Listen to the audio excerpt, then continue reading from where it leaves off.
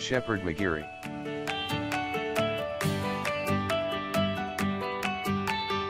The living Word of God. As it was, as it is, as it will be. Empowering you to greatness.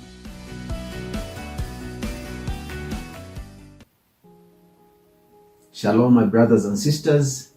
I do hope and pray that wherever you are, you're hoping and trusting in God.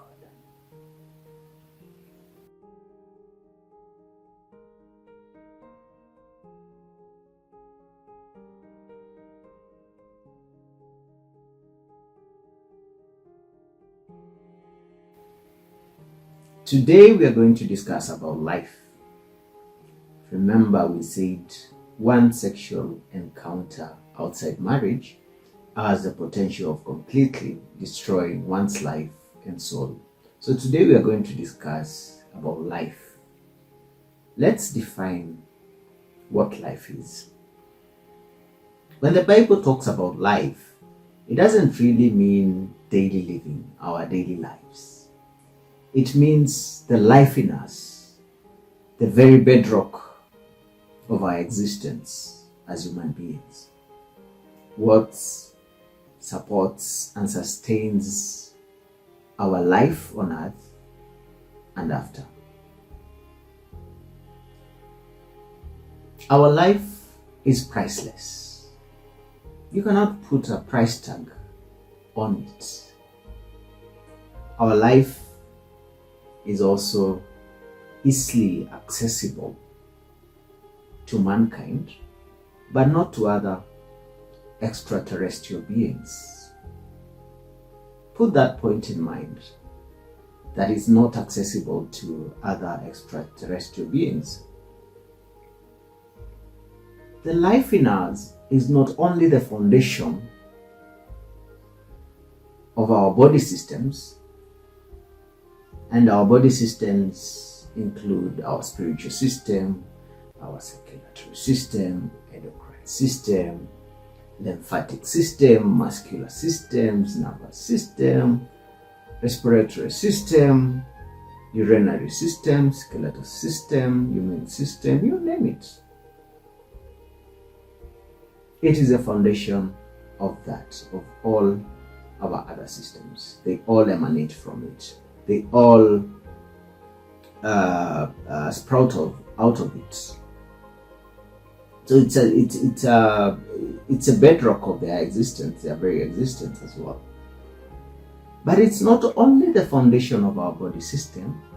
Our life is also a force and a fuel similar to the one required to launch and propel a rocket to the space.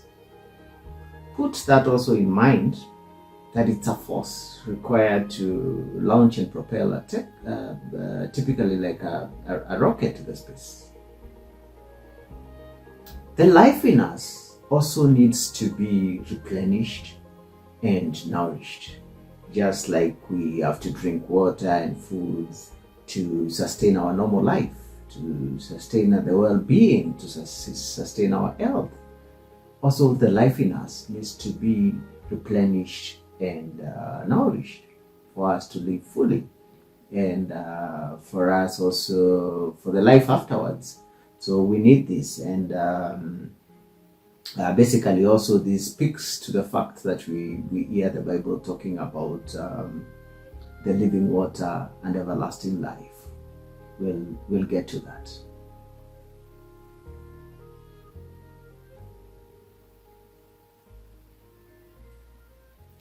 Some historical background about life might help us understand or get a glimpse of what we're talking about when we talk about life. Scientists have tried to investigate the beginning and source of life to no end. A lot of the sources have been put into this. Money has been poured, as we say, and quantum scientists have been on it. And every time they investigate this, they come close to getting to the beginning and source of life. They are pushed back to square one, and they come back with a conclusion. There is something very complex behind this that we can't seem to get it right. We don't know where it is. We can't manage it, and we must thank God as humanity that actually He hid this science from us, because you can't imagine in our sinful nature if man was allowed to get close to that beginning of life with a kind of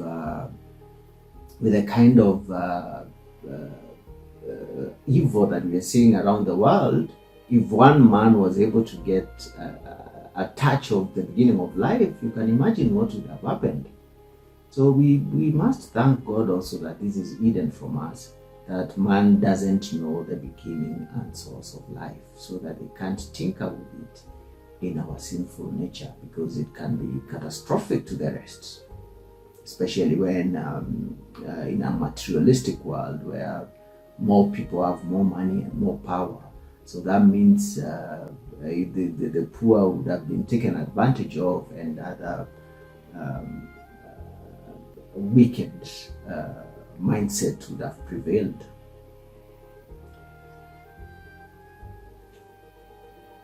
Ancient cultures like Indians and Africans have known that our life is at risk and in demand. They've always known that.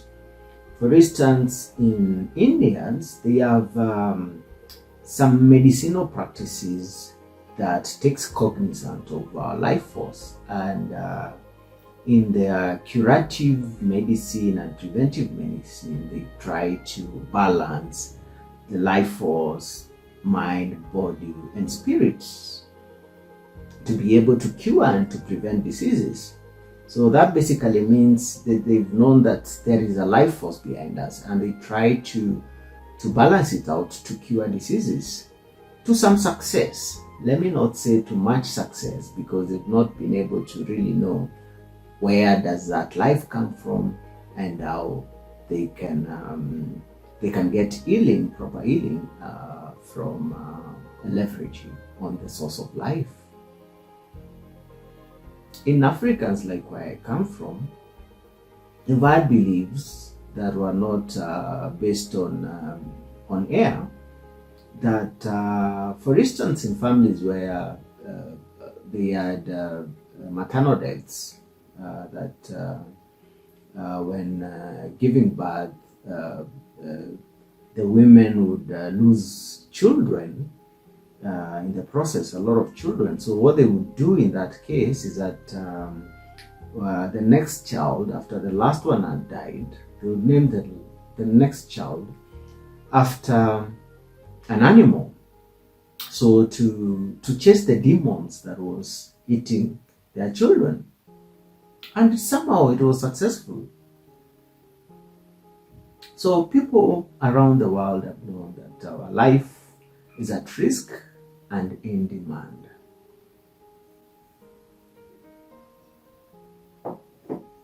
Let's have some biblical background.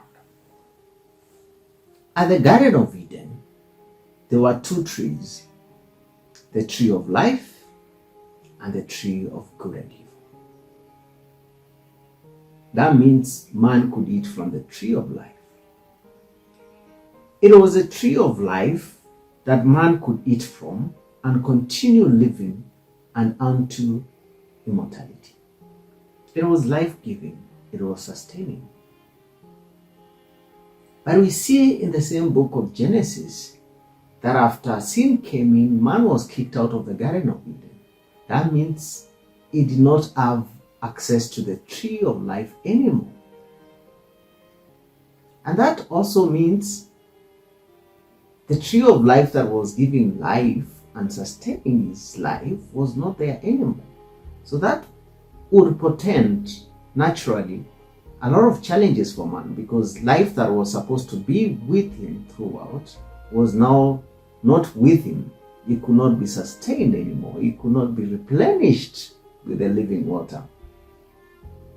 So that means he had challenges, and those challenges were life-threatening to him. We also read in all the prophets that there is sin unto death and sin unto destruction. Are those the sins that actually destroy our life? Are those sins that actually bring us death, kill our life in us? We see also in the same prophets in the Ezekiel temple, rivers flowing with water. In the New Testament, Jesus declares that he is the life, that whoever comes to him will not thirst. He is the living water, because we get life from him. We are nourished and sustained by him. It is him who paid ransom that was required after we ate the tree of good and evil. It is only him, therefore, who can restore and sustain our life. The Bible essentially starts at the Garden of Eden in the book of Genesis and ends at the Garden of Eden with the book of Revelation, with us being restored back to full glory. We get life in full dose, we get life unlimited once we get restored back to the full glory, to where we could access the tree of life unlimitedly in its full glory, and so that we can live also to the full glory and to the glory of God. Thank you for your time. May God keep and bless you. May he make his face shine upon you and be gracious to you. May he turn his face towards you and give you peace. Shalom.